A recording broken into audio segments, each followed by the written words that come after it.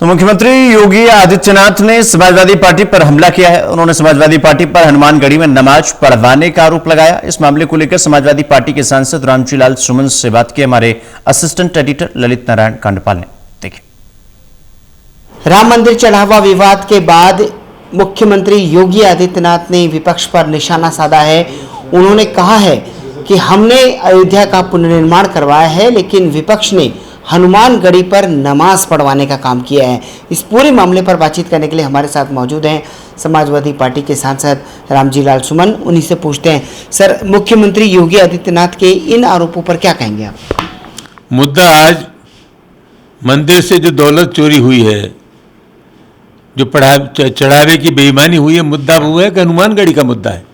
कुल मिलाकर के अपने गुनाहों पर पर्दा डालने के लिए अनावश्यक रूप से ऐसी बात कर रहे हैं जिनका इस घटना से कोई संबंध नहीं है।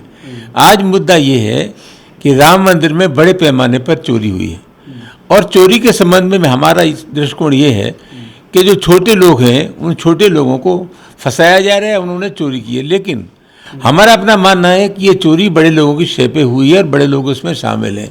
उनके खिलाफ प्रभावी कार्रवाई होनी चाहिए, कठोर कार्रवाई होनी चाहिए।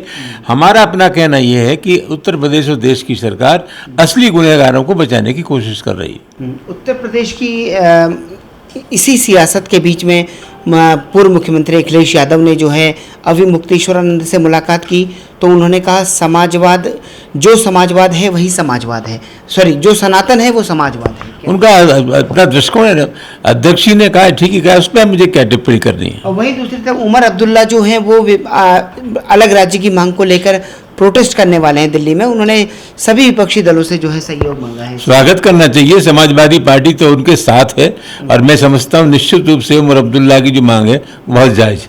और एक मुद्दा और भी है, वक्फ बोर्ड का जो गठन हुआ है उन अलग अलग राज्यों में हो रहा है, उसमें हिंदू सदस्यों की मांग को लेकर विपक्ष लगातार निशाना साध रहा है। समाजवादी पार्टी का क्या एंगल है? वक्फ संपत्ति का जहाँ तक सवाल है, उसका ताल्लुक मुसलमानों से है, और मैं समझता हूँ उससे संबंधित कोई संस्था है उसमें गैर हिंदू रखे जाते हैं तो ये इंसाफ नहीं है। संस्था का जो मूल चरित्र था वही रहना चाहिए। अनावश्यक रूप से दूसरे लोग जिनका इससे कोई रिश्ता नहीं है उनका शामिल किया जाना अत्यधिक दुर्भाग्यपूर्ण है। एक सवाल और भी है कि जो राम मंदिर के पहले सीईओ को चुनने के लिए जो एक समिति बनी है, उसके एक सदस्य ने कहा है कि जो भी पहला सीईओ बनेगा उसकी डिग्रियां तो इम्पोर्टेंट होंगी, लेकिन उसका राम भक्त होना भी बहुत जरूरी है। उसमें ये भी गर्जन है, राम भक्त होना बहुत जरूरी है, और ये भी होना चाहिए कि राम भक्त से चोरी करने में भी माहिर होना चाहिए। ऐसे व्यक्ति की आवश्यकता है। हमसे बातचीत करने के लिए बहुत बहुत शुक्रिया। कैमरा पर्सन मनोज कोहली के साथ ललित नारायण कांडपाल, टोटल न्यूज़, दिल्ली।